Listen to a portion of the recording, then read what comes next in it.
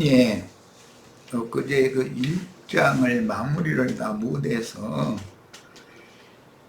우리 형제 자매님들은 본인의 성경책으로 10편 56편을 다 찾으시기 바랍니다. 10편 56편입니다.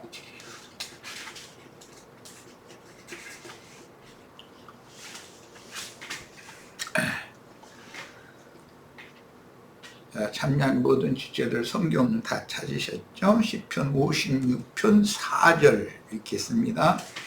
내가 하나님을 의지하고 그 말씀을 찬송하올지라. 내가 하나님을 의지하였은즉 두려워하지 아니하리니 혈육을 가진 사람이 내게 어찌 알리까. 또 끼어서 쭉 다 읽으면 시간 가니까 56편의 10절 보겠습니다.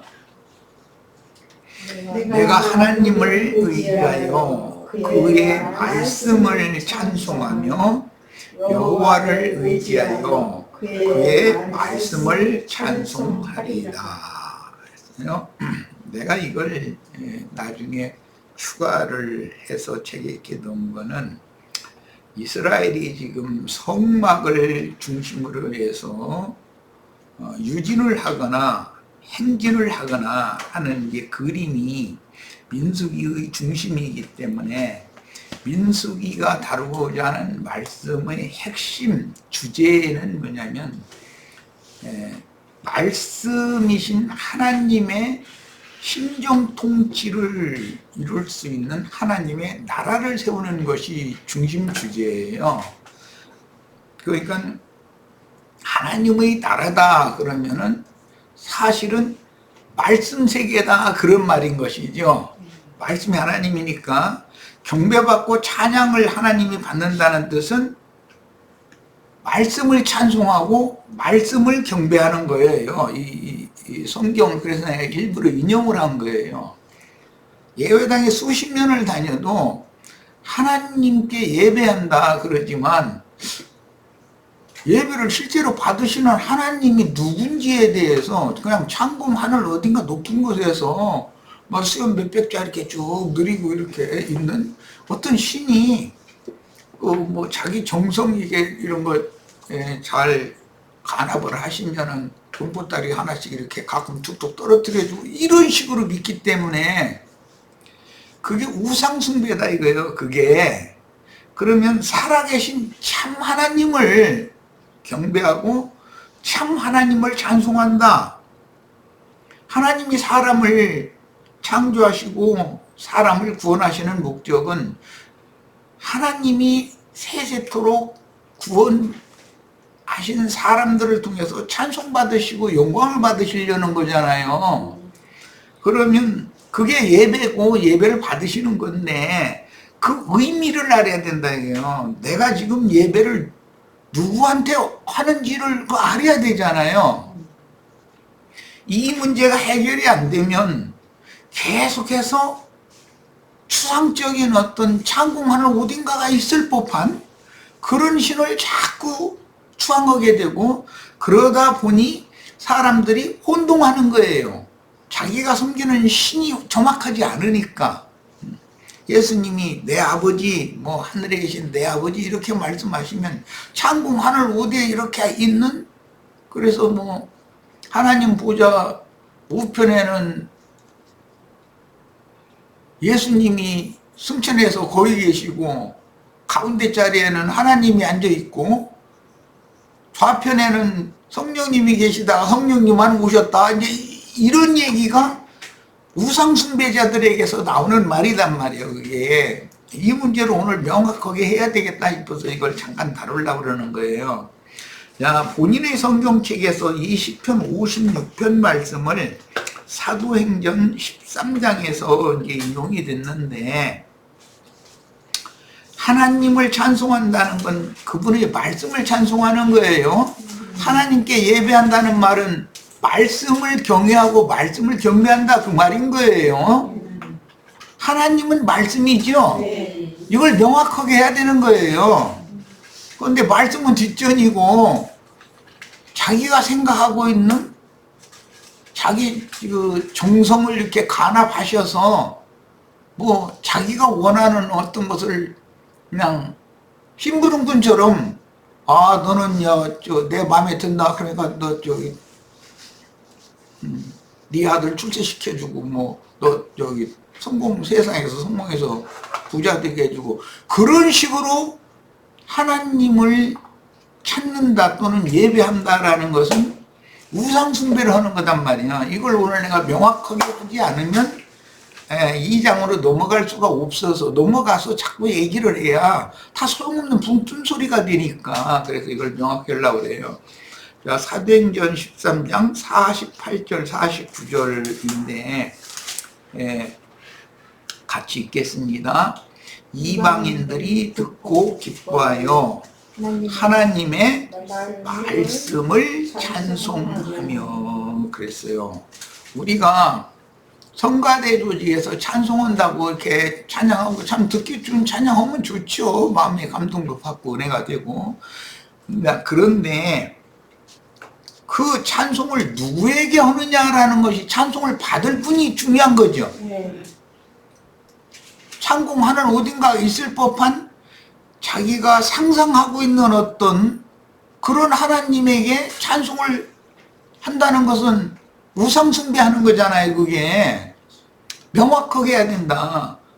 하나님을 찬송한다는 건 하나님의 말씀을 찬송하는 걸 말하는 거다. 이게 하나님을 경배한다 그러면 말씀이신 하나님을 경외하고 예배한다 그런 말이단 말이야. 이걸 이제 오늘 명확하게 하셔야 되겠어요. 2장으로 넘어가기 위해서 내가 이걸 명확하게 할 필요가 있어서 이거 하는 거예요. 야훼 하나님의 신정 국가인 신께서 정치를 한다, 신이 다스린다 라는 말을 신정통치라고 그러죠. 신이 직접 정치를 한다 이 말이에요. 그 말은 무슨 뜻이에요? 말씀께서 다스리신다 이 말이에요. 말씀으로 다스리는 거예요. 말씀으로 만물과 만상과 만사와 모든 것들을 말씀으로 창조하시고 말씀으로 붙들고 계시며 말씀으로 경영 다스린다 이 말이야. 자, 이것이 명확해져야 돼 이제. 그래서 신께서 다스린다라는 말은 무슨 뜻이라고요? 말씀이 다스린다. 말씀이. 야, 그러면 말씀을 모르는 무지한 자들은 하나님을 경배할 수도 없고 하나님의 다스림을 받는 것에 대한 이해를 할 수가 없겠죠. 그러니까 말씀이신 하나님은 사람을 얻어서 구원을 하시는 목적은 뭐냐면 그분의 말씀을 그 사람 속에 받아들이게 만들어서 말씀이 빛이고 말씀이 생명이에요. 그래서 그 사람 속에 영을 지으시고 그분의 그 영의 말씀을 받아들이게 만들어서 그럼 받아들이게 하려면 말씀을 깨닫도록 계시를 해 주셔야 되겠죠. 자, 그 계시가 임하면 그 믿음이단 말이에요. 갈라디아서에 보면 계시될 믿음의 때까지는 율법 아래 다 갇힌다고 그랬죠. 자, 믿는다는 것은 그 영의 말씀을 계시를 받는다, 받아들인다 이 말이에요. 계시된 믿음의 말씀을 계시된 구원의 말씀을 나의 심령 안으로 받아들인다 그 말이에요. 자, 이렇게 해서 이제 앞으로 이제 민수기 3장 4장 이렇게 가면은 대제사장 아론이 성막에 유진을 하면은 제사를 해야 되니까 7등대에다가 불을 켜야죠. 불 꺼진 데다가 제사할 수는 없는 거니까 해도 소용없는 일이고. 그런데 오늘 우리가 이 문제를 명확해지지 않으면 내 자신이 어둠에 잡힌 사람이고 저주 아래 있는 사람이고 내가 성령의 전이어야 되는데 불 꺼진 집이면 하나님이 빛이신 하나님이 거기서 나를 다스릴 수 있어요 없어요? 나를 다스리지 못하면 하나님의 세계를 다스린다는 건 말도 안 되는 소리예요. 기본적으로 내가 그 말씀의 빛에 의해서 내가 다스림을 받아야지. 예. 자, 그래서 야훼 하나님의 신종국가인 이스라엘의 행정의 중심은 레위인들에게 호의를 받으시는 야훼께 있으며 모든 주권이 조물주 말씀으로 창조하셨으니까 말씀께서 그분의 원하시는 대로 우주 만물과 만상과 만유를 다 다스리시겠죠. 자, 그래서 이스라엘 군대의 이스라엘이라는 건 신종왕국이니까 지금 이것은 바로의 애굽과 대치되는 나라단 말이에요. 그래서 애굽에서 불러낸 거잖아요. 이게 민수기부터 하고자 하는 말씀의 목적은 뭐냐면 어떻게 신께서 직접 통치하시는 그분의 나라, 하나님 나라, 말씀 나라를 어떻게 세울 거냐라는 것이 성경의 전체적인 중심 주제단 말이에요. 그런데 민수기는 이걸 특별히 강조하는 거죠. 자, 그래서 신국 하나님 나라, 이제 예수님을 천국이라고 이제 표현하셨는데 나라에는 당연히 군대가 있게 마련이에요. 왜냐하면 적대하는 나라가 있으니까.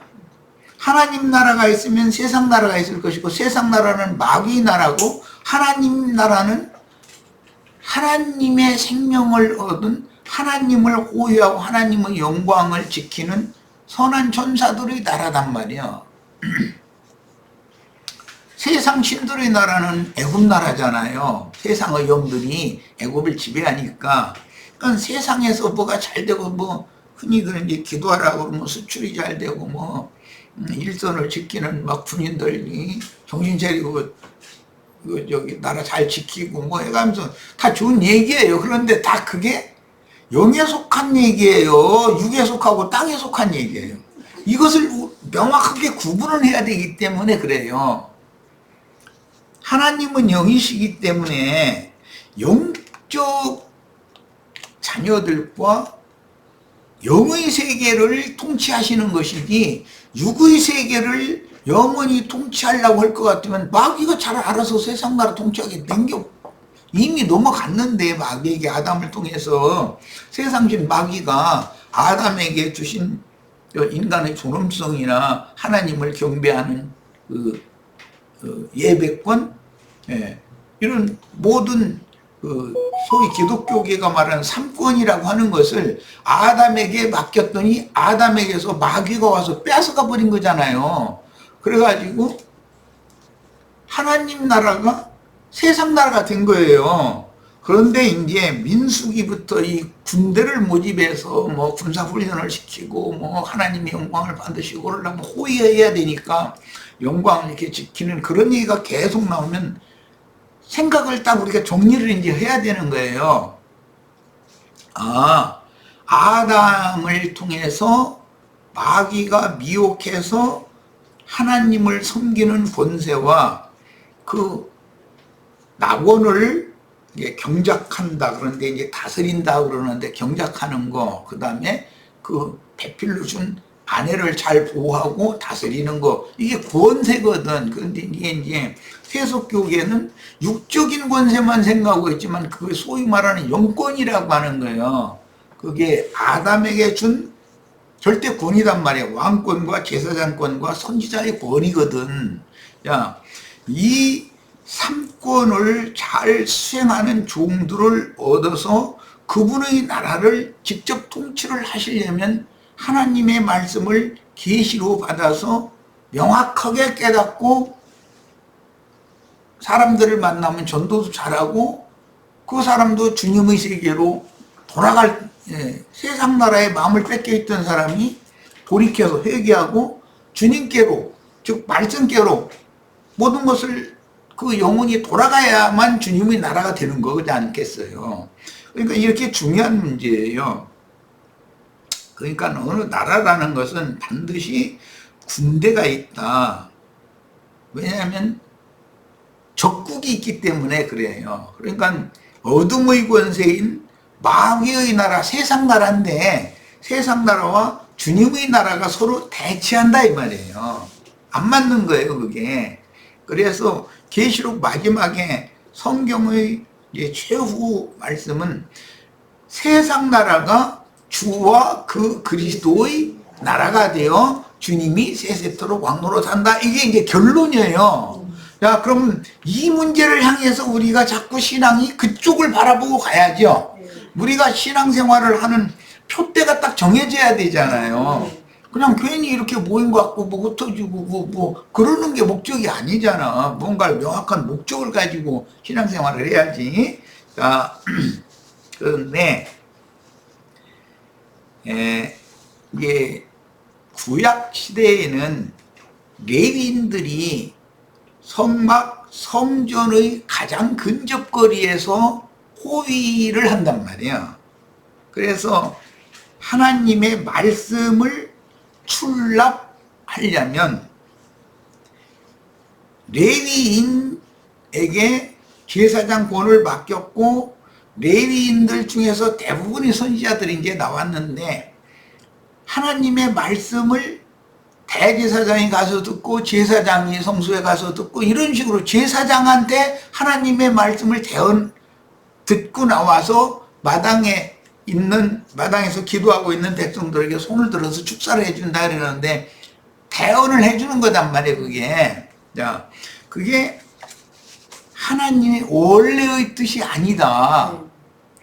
예수 그리스도께서 구약의 율법 모든 아론 반차의 제도를 패버리고 그걸 무너뜨려버리고 멜기세덱 반차의 제사장 나라를 완전하게 회복을 해놓으신 목적은 모든 사람이 예수 그리스도를 통해서 하나님 앞에 직접 다 나가서 다 말씀을 들을 수 있는 새롭고 산 길이 열렸다는 사실이 믿어져야 된단 말이에요. 그런데 구약시대에는 하나님 앞에 나가는 길을 레위인들이 막는단 말이에요. 하나님 앞에 나가려고 하면 죽이라고 돼 있어. 하나님 앞에 근접하면 성막아에 근접을 하면 다 죽여라 이랬어. 그러니까 율법과 선지자의 때가 계속된다면 오늘날 세상 교계의 이런 형태가 계속된다면 세상 나라가 주와 그 그리스도의 나라가 될 수가 있어요, 없어요? 없어요. 안 되는 거죠. 이걸 명확하게 오늘 쉬어야 되겠어요. 자, 이제 얘기를 길게 했는데 오늘 나눌 말씀 민수기 이제 2장으로 갑니다. 매우 중요한 얘기를 내가 강조해서 지금 잠깐 말씀 나눴어요.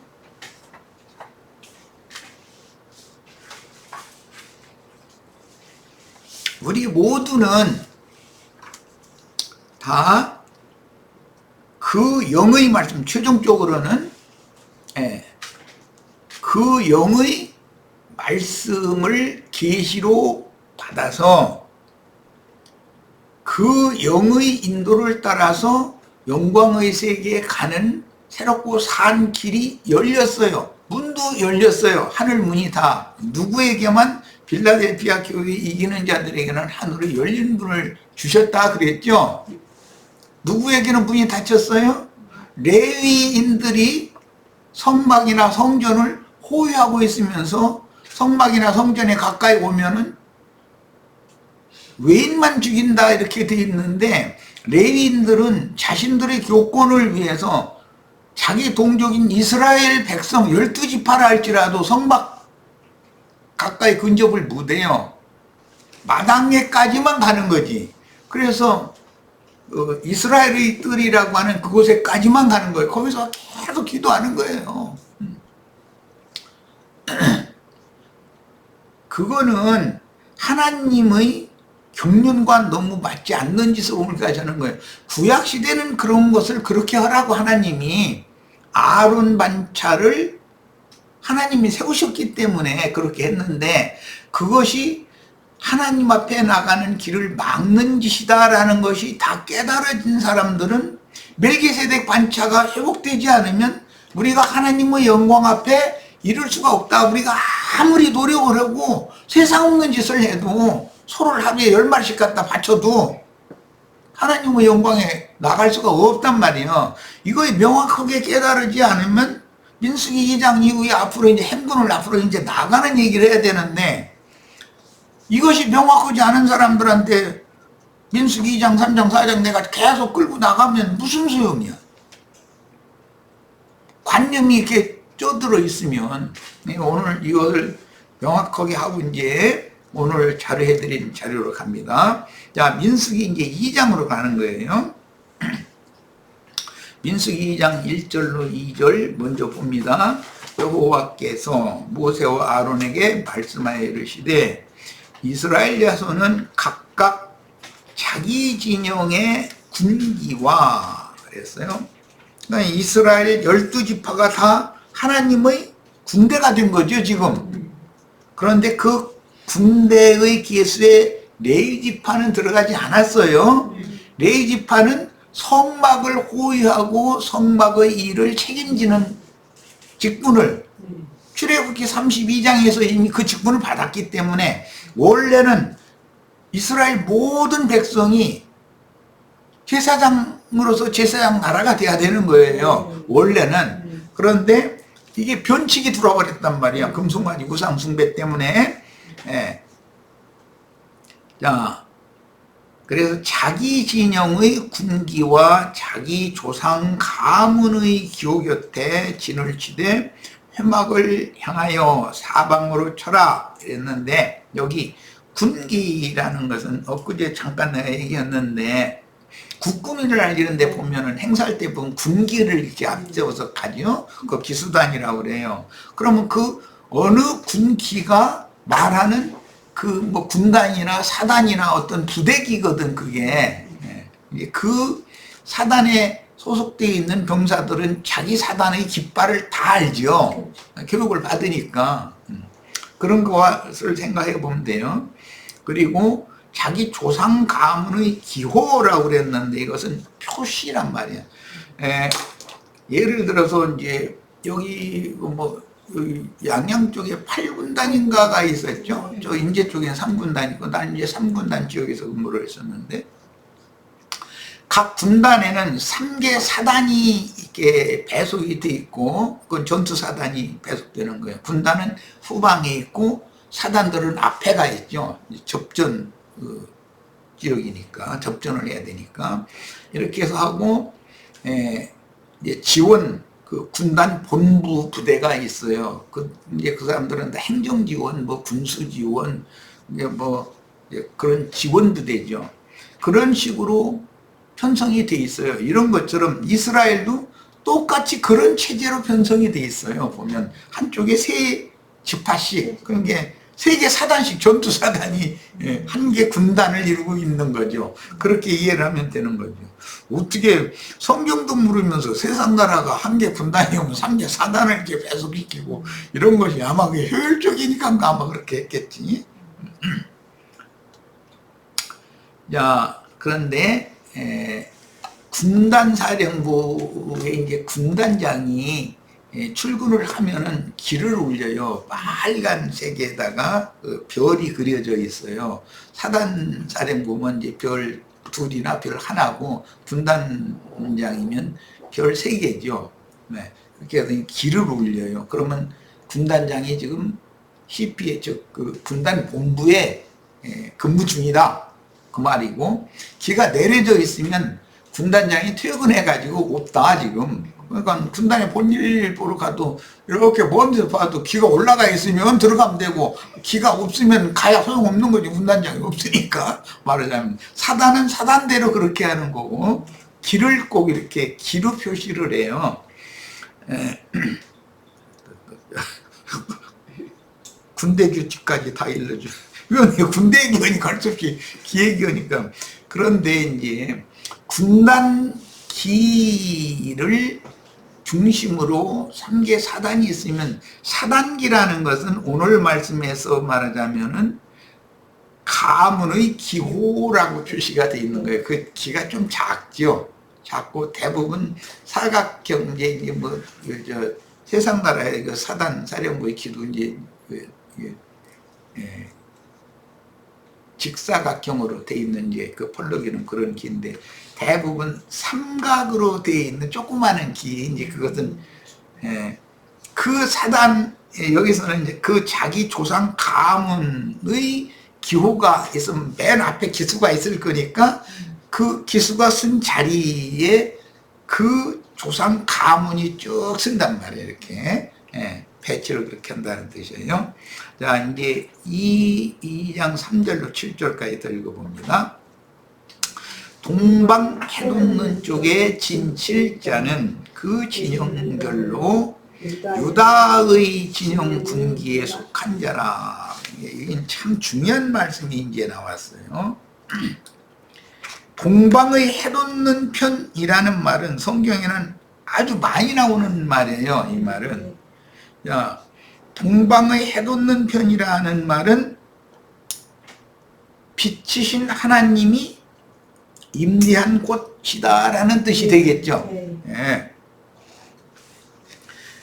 그쪽에 그러니까 성전이나 성막에서도 동문이라는 말을 많이 나오는데 거기는 왕의 문이라고 그러고 야훼 하나님께서 출입하시는 문이에요. 야훼 하나님의 영광이 떠날 때도 동문으로 해서 떠나시고 다시 돌아오시지 않으면 그 성전은 빈집이 되는 것이죠. 그러면 이제 귀신 저수가 되는 거예요. 이런 것이 동방의 해돋는 편이 제일 으뜸이다. 그러니까 셈족은 동쪽으로 가는 그 스발로 가는 동쪽 편의 산에 거주했다 이렇게 돼 있죠. 그러니까 동쪽이라는 것은 항상 해가 돋는 곳이에요. 이 말씀을 잘 이해를 하시면 이제 계시록 16장에 보면 아마겟돈이라고 하는 곳에 이제 양편의 군대가 모여서 접전을 해요. 지금 이제 하나님의 군대와 세상 마귀의 군대가 세상 신도 어떤 영들을 세상의 영들이 다 있잖아요. 더러운 귀신들로 해서 막 공중원세 잡은 악의 영들이 지휘관들이고 다 그렇단 말이에요. 자, 아마겟돈이라고 하는 곳에서 최후 접전을 하는 거예요. 그런데 하나님의 군대는 유브라데 강을 건너 동방 해돋는 쪽에서 아마겟돈으로 오는 거예요. 그 하나님의 군대예요. 그들은 그러니까 동방의 해돋는 곳에 하나님의 군대가 거기 있고 세상 왕들의 세상 왕들에게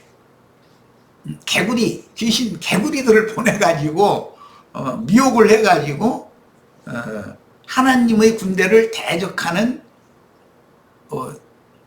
이역의 마병대라고 되어 있지 를 무기토산 골짜기로 모이게 한다는 거예요.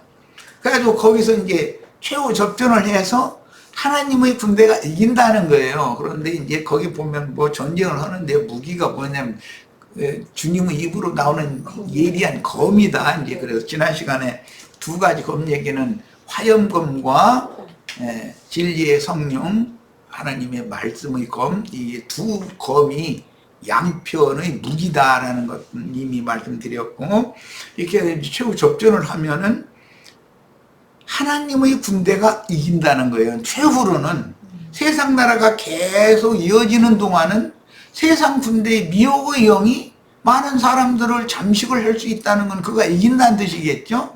그러나 소수의 이기는 자들을 통해서 빛의 사자들을 보내면 어둠의 군대를 다 물리칠 수 있게 하는 것이 최후 전쟁이단 말이에요. 지금 그러니까 말씀이 곧 빛이기 때문에 진리의 말씀을 누가 갖고 있는 어느 편에서 진리의 말씀을 가지고 있느냐에 따라서 전쟁의 승패가 나뉘는 것이지 군대의 숫자가 많으냐 적으냐의 문제는 아니다는 거예요. 이제 일단은 여기까지 말씀을 해놓고 더 나가는 말씀을 이제 보겠습니다.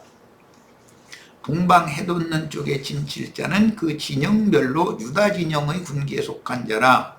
유다 자손의 지휘관은 암미나답의 아들 나손이요 그의 군대로 계수된 자가 74,600명이며 그 곁에 진칠자는 이사갈 지파라. 이제 우리는 야곱의 네 아내를 통해서 12아들을 낳게 했는데 그 12아들이 네 방향으로 세 지파씩 이렇게 나눠져야 되니까 지금 유다의 진기에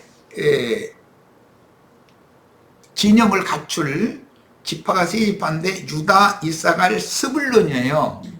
자, 이 누구의 계보인가라는 것은 그 어머니가 누구인가를 보아야 된단 말이에요. 여자가 넷이니까 한 문에 하나씩 인편이겠죠. 말하자면 네 여자니까. 온 땅에 주님의 교회가 사방에 교회들이 있는데 한 방향에 한 어머니, 한 방향에 한 어머니가 낳는 자식들을 말하는 거예요. 이게 세 지파씩 진을 친다 그런 말이에요 지금. 자 7절 그리고 스불론 지파라. 스불론 자손의 지휘관은 헬론의 아들 엘리압이요 그 군대로 계수된 자가 57,400명이니 유다 진영에 속한 군대로 계수된 군인의 중계는 186,400명이라 그들은 제1대로 행진할지니라. 여기 제1대로라고 그랬는데 맨 앞에 선두부대인 것이죠. 말하자면 이제 행군을 할 때. 또 유진을 할 때도 동쪽 방향에 이 유다, 이사갈, 스불론 지파가 동쪽 방향을 서는 거예요. 1대라고 그랬어요. 이번에는 이제 10절로 16절입니다.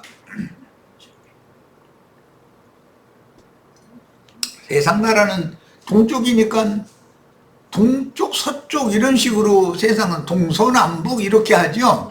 그런데 이스라엘의 지금 유진 순서나 행군 순서라는 것은 동쪽 방향이 1대면 그 다음에는 남쪽 방향이 2대예요. 시계 방향으로 이렇게 돌아가는 거예요. 3대면 당연히 서쪽 방향이겠죠. 마지막 4대는 북쪽 방향일 거예요. 자, 이제 이게 세상 나라의 동서남북 방향 구분과 다른 거예요, 지금. 남쪽에는 루벤 군대 진영의 군기가 있을 것이라. 여기에서 우리가 루벤이 원래 1대야 맞잖아요. 장손이니까. 그런데 루벤은 1대의 지휘관 직위를 뺏겼단 말이에요. 유다는 넷째 아들인데도 유다가 1대의 지휘관 노릇을 하게 된 거예요. 자, 읽고 마칩니다. 루벤 군대 진영의 군기가 있을 것이라. 루벤 자손의 지휘관은 스데올의 아들 엘리스리요 그의 군대로 계수된 자가 46,500명이며 그 곁에 진칠 자는 시므온 지파라. 시므온 자손의 시므온은 둘째 아들이죠. 레아가 낳은. 시므온 자손의 지휘관은 스리사떼의 아들 술루미엘이요 그의 군대로 계수된 자가 59,300명이며 또 갓 지파라. 갓 자손의 지휘관은 르우엘의 아들 엘리아삽이요 그의 군대로 계수된 자가 45,650명이니 루벤 진영에 속하여 계수된 군인의 총계는 151,450명이라 그들은 제2대로 행진할지니라. 여기서 가장 중요한 건 루벤이 선두 장자권을 뺏겼다 라는 것이. 그런데 이게 다 이제 지금은 레아 계보죠. 자, 민수기 2장 17절 이하에 있는 제3대 이야기는 다음 시간에 읽고 말씀 나누겠습니다. 잠깐 쉬었다가 이어가도록 합니다. 잠시 쉽니다.